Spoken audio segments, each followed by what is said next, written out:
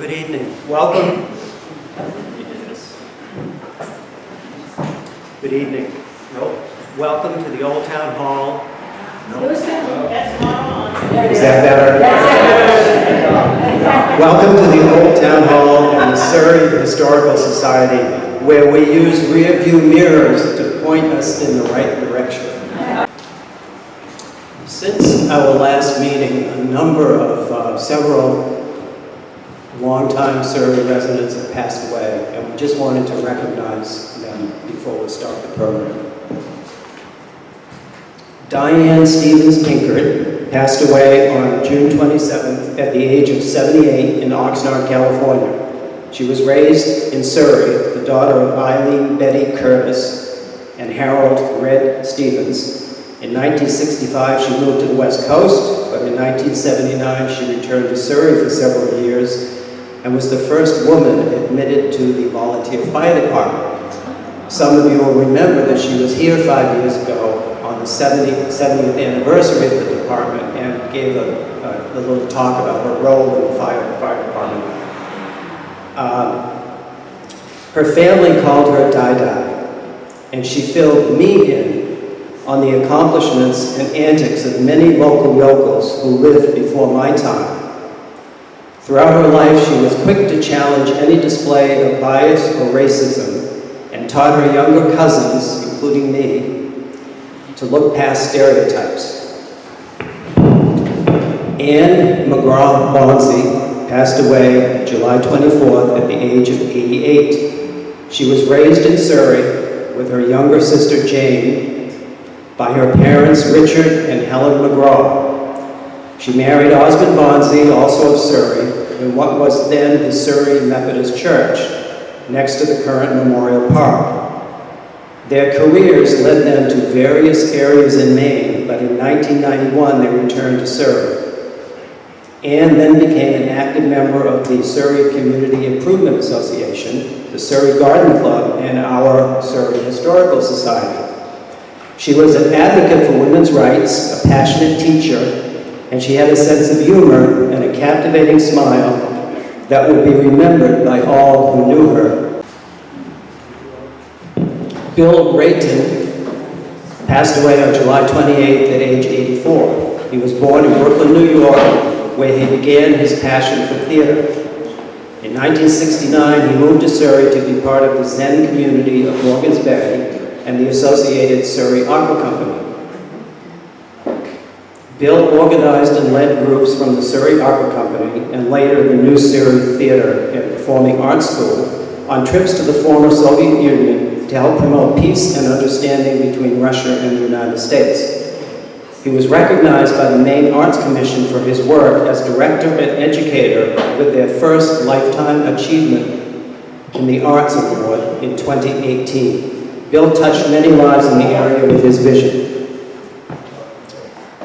Virginia Ginny Kane Hawrylycz passed away July 26th at the age of 89.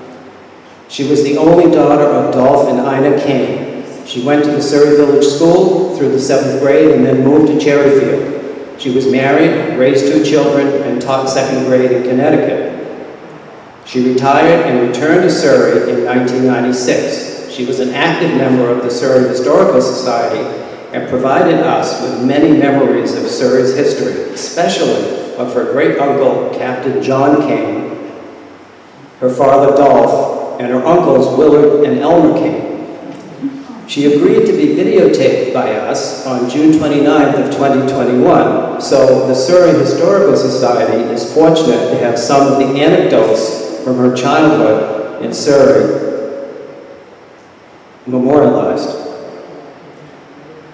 I know all who knew her will be saddened to learn that Nikki Milliken passed away just 3 days ago. Nikki was the wife of our longtime board member Bob Milliken, and we'll have we'll have a eulogy for Nikki at our next meeting. I really don't have much information right now.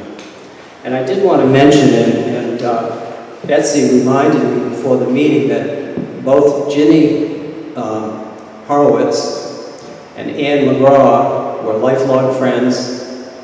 They founded a library in Surrey together with Jane McGraw, and it's sort of a great coincidence that they passed away on the same day. If you didn't notice the dates. The photo you're looking at on the screen was taken by Karen Homestead, who lives near Contention Cove. There's several more which I'll advance in a minute, but someone sent me one of her photographs, and I was so impressed I contacted her and asked her if the Surrey Historical Society could show them at a meeting, and she was delighted and sent me several more. So I'm just going to go through. They're all taken from the Contention Cove area at different times of day and night, and I think they're really beautiful. I encouraged her to send them to the Surrey Town Office for possible use in a future town book.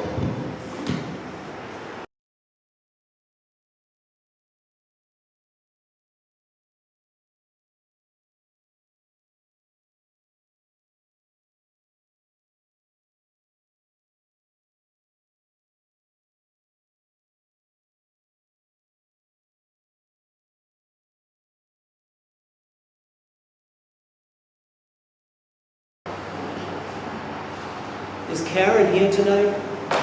Karen, thank you very much. They're beautiful.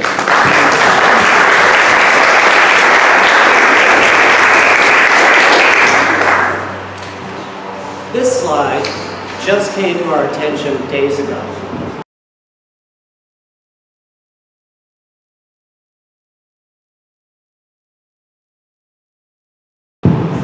Surrey girl is Jill of all trades from the 1931 Bangor Daily News. Had this photograph on the front page and a small blurb, which I'll read. Surrey, December 12, 1931. Although many Maine men may claim the distinction of being a jack of all trades, it remains for Miss Abby Ingalls of this town to be known as a Jill of all trades. Not only is she adept at housework and sewing, but she also does many tasks generally classed as men's work.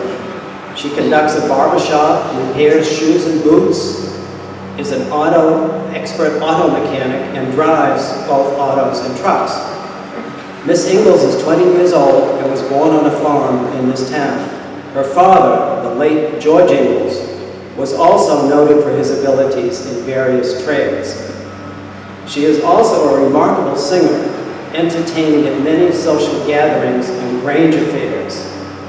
And we happen to know that she was also an accomplished go-to-her. And later in life, she operated the Abilene Guest Home, which was just down from Pugnuts for many, many decades. Don't forget her taxi. And she operated a taxi. Yeah. She was a school bus driver, and probably 10 or 12 other things.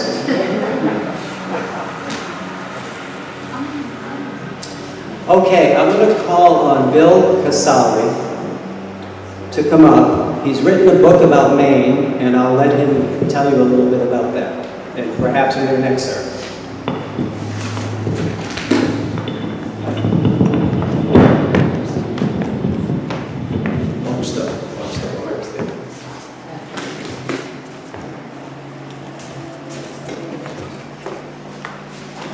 Yesterday recognized me. I made a take off the mask. Let me thank you all for coming here. It's really nice to see so many neighbors. Very cautious. Don't adjust your hearing aids. I have a speech impediment. It's not my fault. I was drinking last night, and this morning I was kind of hungover, and instead I would brush my teeth, and I grabbed the tube of preparation ink, and it shrunk my tongue. In reality, This is a result of a cancer I had 21 years ago. I had a tumor at the base of my tongue. They did a lot of radiation, some surgery, a lot of them, and I survived. But there was some damage, and the base of my tongue is paralyzed.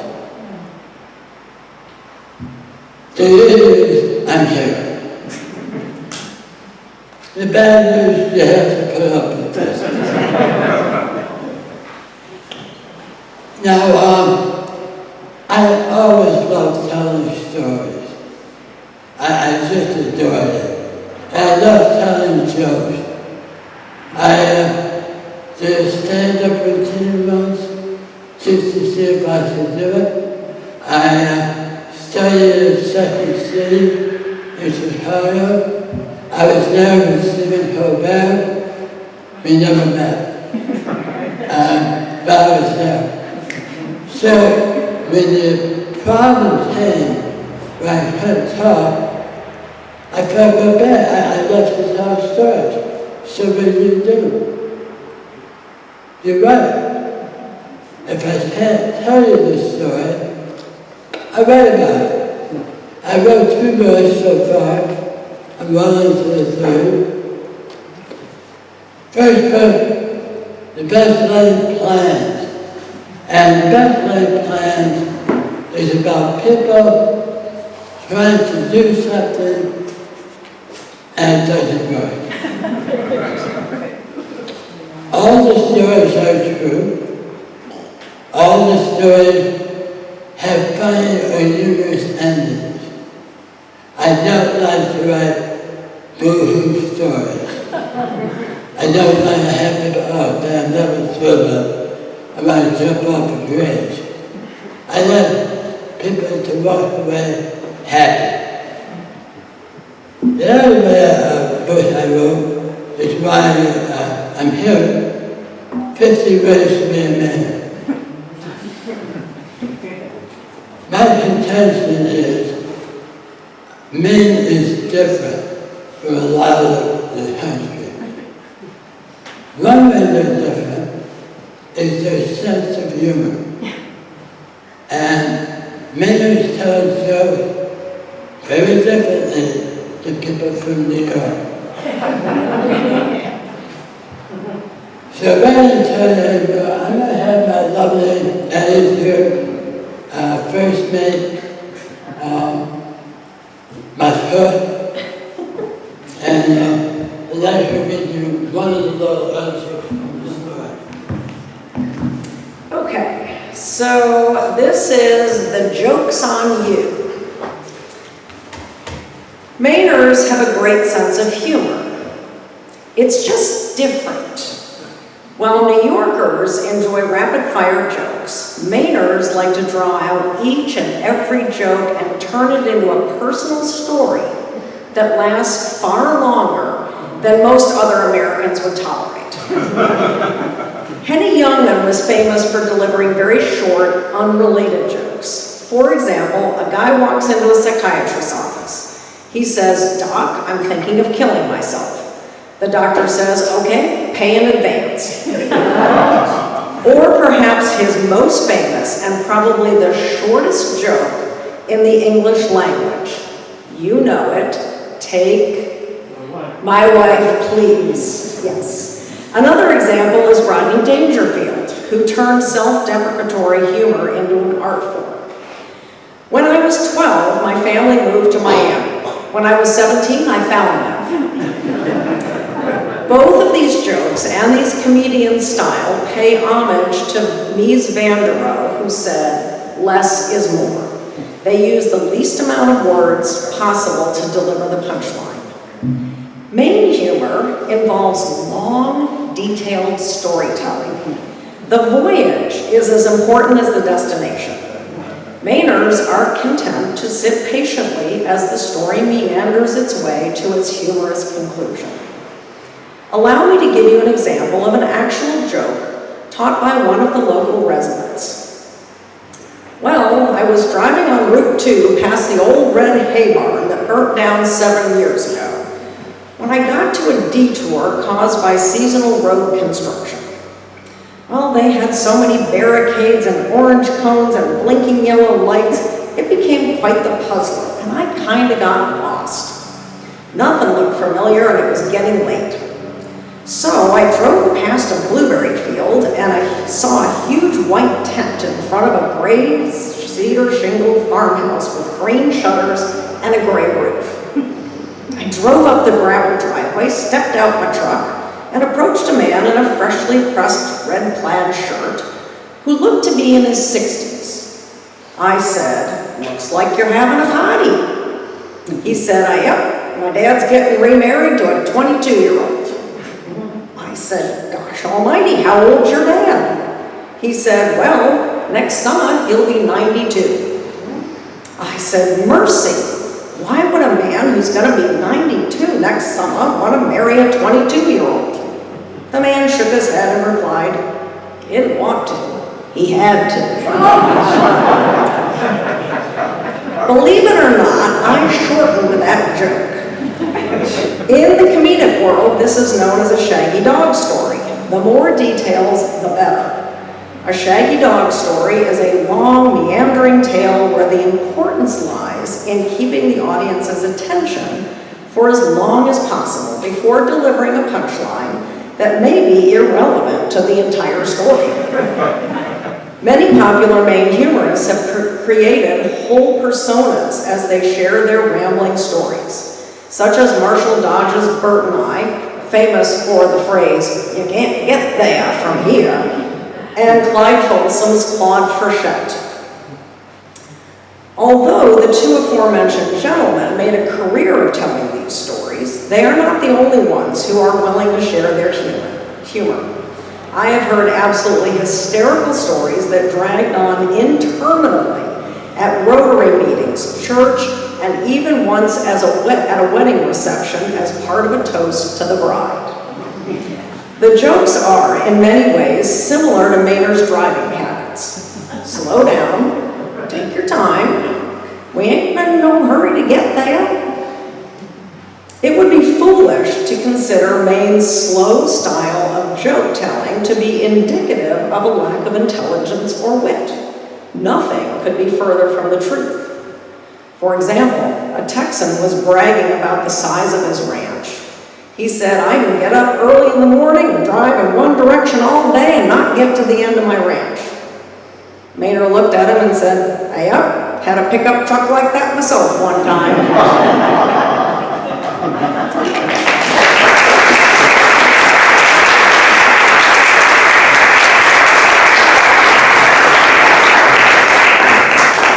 That's my main book. This book about wonder. It has naughty words in it. I didn't want to write them,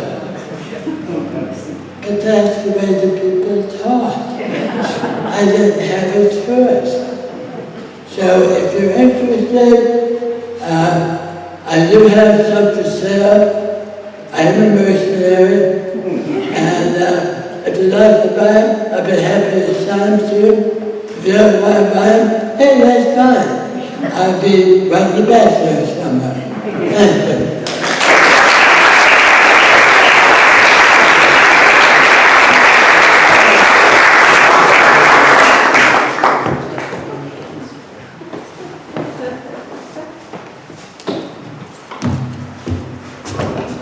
Thank you both. That was special. We recently talked to a lifelong Mainer who knew something about rum running at the carrying place during Prohibition. And we're going to ask Walter Kane to come up and tell us what he knows about that. He was a runner.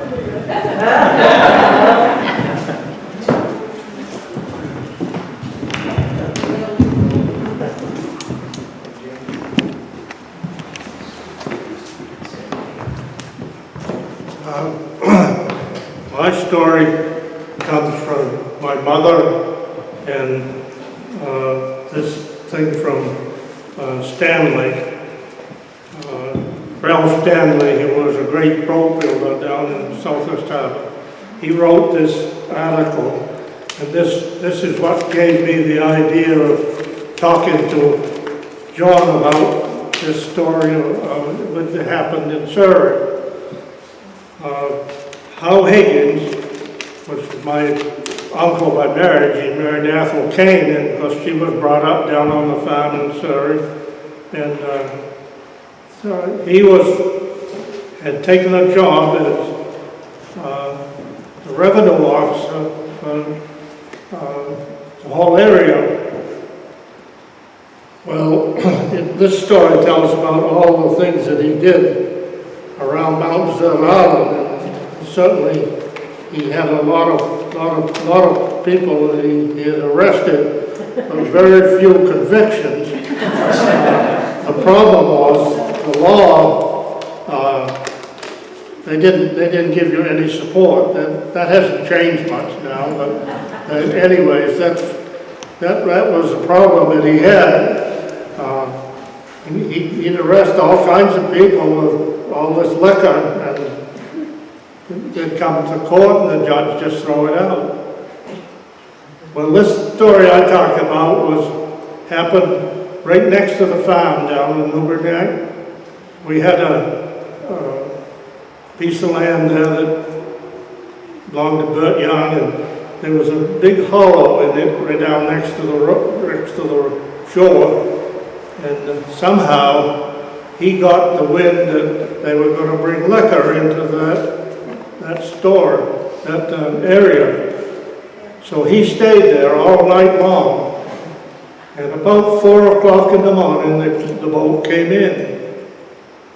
Well, he arrested 5 people, and he took them to Ellsworth, and while he was taking them to Ellsworth, this is a little bit different part of the story, which really there's no record of. My father, which was my aunt's brother, he sneaked down and he took a case of alcohol and took it home. Well, I never knew anything about this until my mother told me about it. They were renting a piece where Jonathan Thomas is now, in that house, and the end of that house, because they were just married, and it was about 1928, and she said, I'd wake up every morning real early, because I'd hear this clink, and there was a big rock right down across the road, and my father had drank one of those bottles of whiskey, and he'd throw it down there to get rid of the evidence that would smash on that rock. Well, that glass was there as I grew up. I remember seeing the green glass on that big rock, wondering where this all came from. But anyways,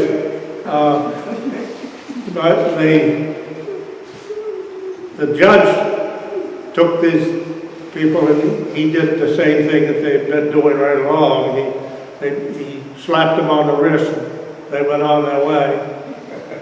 And this was the end of my uncle's tenure as a revenue officer. He said, if my life isn't worth more than that, I don't belong in this job.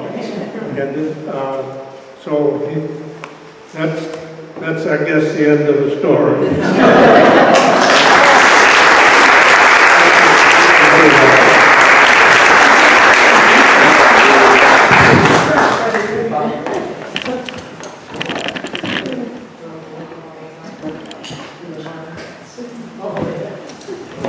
There's sort of a continuation of this story. I'm going to ask Kathy Engel to read it. It's a little bit different, but it's the same topic.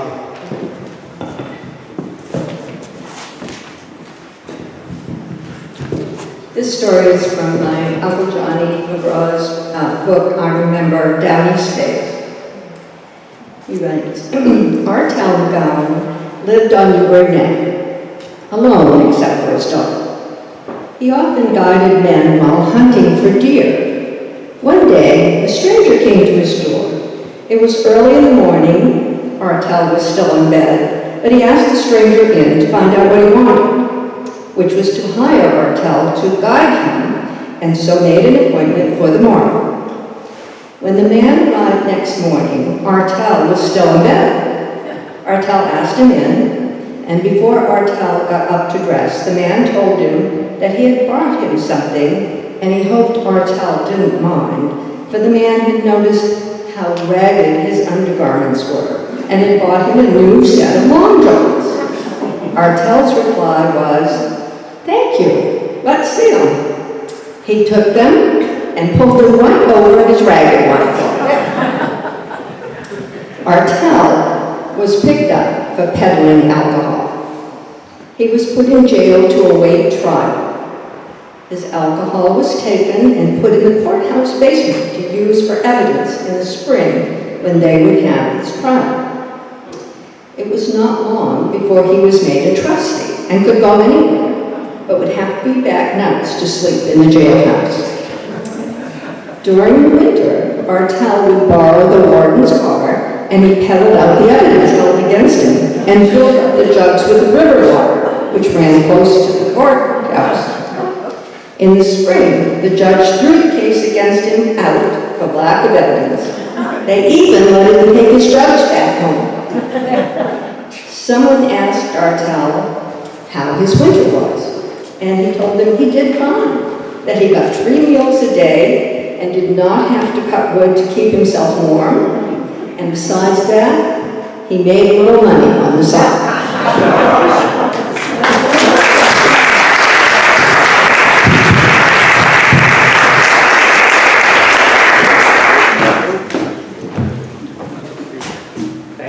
Thank you, Kathy. Now I'm going to call on Mary Saunders Chase to come up and talk about her father and grandfather working on maintaining the Newbury Neck Road. She has a wonderful story about that.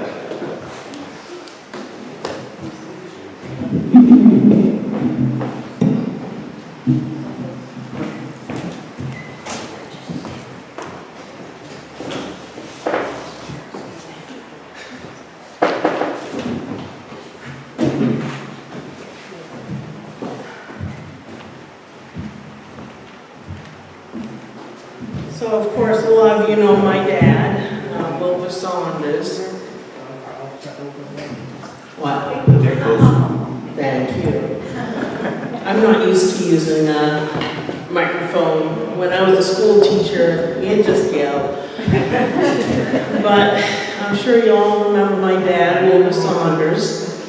He was on the Board of Selectmen for a number of years and did a lot of things around town, and I have some long-run stories myself from my grandfather.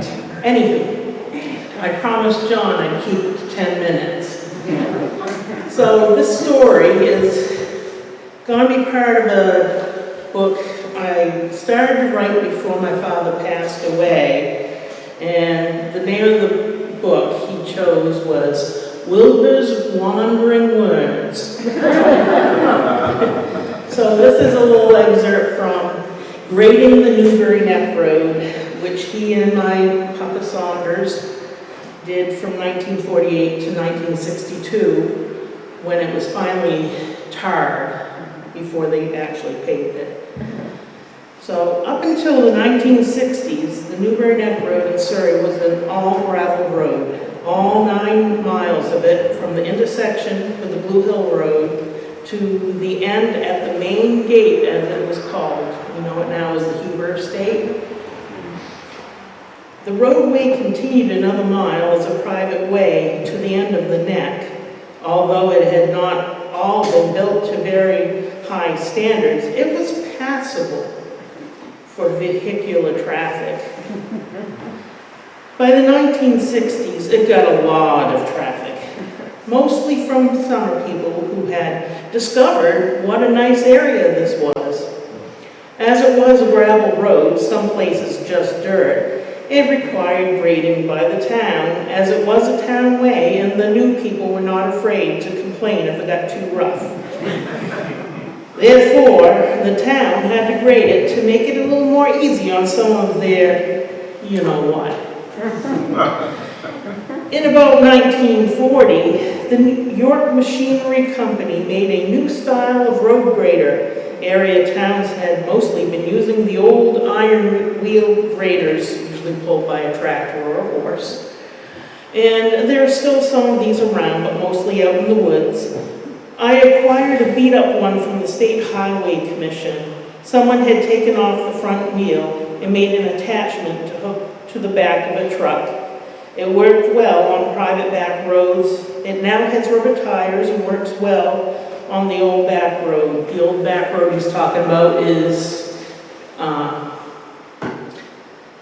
my Lord, the road down to Tawny Pond from my house. I just totally blanked the name. The story goes that if a town officer of the town got to buy the new style grader, that the York Machinery Company would give them $100. Don't know if this was true, but it was spread around. Anyways, the towns of Blue Hill, Orland, and Surry all bought one of the new graders. Also a story that up in the woods near Hot Hole Mountain is where one of these graders now resides. I never did get into Hot Hole to look for the old grader. I will let someone else do that. Now, the story that I'm about to relate took place about 1949, 1950, so my father was in high school. And it was thought that it would take 2 trucks to haul this new machine, and that's what the town did until Ellis Saunders, my grandfather, became town road commissioner. At that time, we hauled it with a 1948 Chevy dump truck, which still sits in one of the fields near the house. We didn't have any problems with it, and it graded very well. It took all day to pull the grader to the end of the neck and back to Surry Village. It took a little longer than it should have, as we had to stop as citizens came out and stopped us, to name a few: Ingalls, Kane, Farmer, Jane Connery, Stephen Carter, the Moons, Frank Hill, Henry Grindle, Cliff and Fred Coggins, and others. They all wanted the latest news of what might be going on in Surry. Who was sick, who was having an affair together, as it usually took time to reach the main gate. We usually ate our lunch there after getting the truck and grader turned to haul back up the neck. We started back by 1 o'clock, but we still had the problem of people stopping us to get more information about the town. So then my dad said, we've got to get a move on if we're going to get up off the neck today. Now at that time, there was a ledge across the road just under the surface of the roadway. This was located near the Twergy house, now known as the Danielson house. You had to make sure you had the blade on the grader up enough to clear this ledge. Now as we were driving along, the blade caught the ledge and the main pin on the grader broke. Now Dad got a real jolt, as I did, when the truck pulled the front wheels almost off the grader. Dad did break some ribs as he hit the steering wheel on the grader. It took us to well after dark to jack up the grader and get the wheels temporarily back under the machine. We did have some help from Frank Hill, Harry Moon, and others. We towed it up to the village, and the next morning towed it to the Blue Hill garage where they welded and repaired the grader. In the meantime, we finished upgrading that day with an old split log drag grader, and it made the road passable. And my dad said, has a little note here. When I became road commissioner a few years later, I got Blue Hill drilling and blasting to break up the ledge. Harold Grindle helped me haul off the rubble and spread some gravel over the spot. In later years, I supervised the construction of all the neck road and later had it paved. The entire length is now paved. Now the summer people, mostly, have a very nice homes on the neck, good for the taxpayers of the town.